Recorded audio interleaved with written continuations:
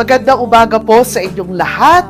Mula po sa inyong mga kapatid at mga kamanggagawa sa buong Manila Episcopal Area, tanggapin po ninyo ang aming malugod na pagbati at pakikipagdiwang sa ika-4 na taon ng pagkatatag ng Mustard Seed United Methodist Church.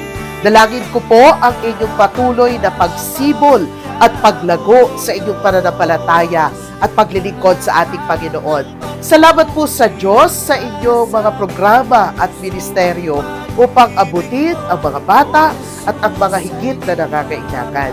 Magpatuloy nawa ang pagsibol ng isang matatag at matibay na pananampalataya sa Panginoon. Magpatuloy nawa ang mabuting pasimula ng inyong matapat at magalak na paglilingkod.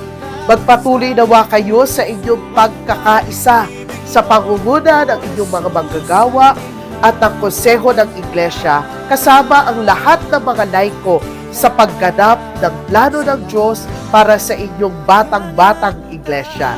Magpatuloy nawa kayo sa inyong pag-asa na nagmumula sa ating mairugin at mahabaging Diyos na ating kasama sa bawat sandali ng ating buhay.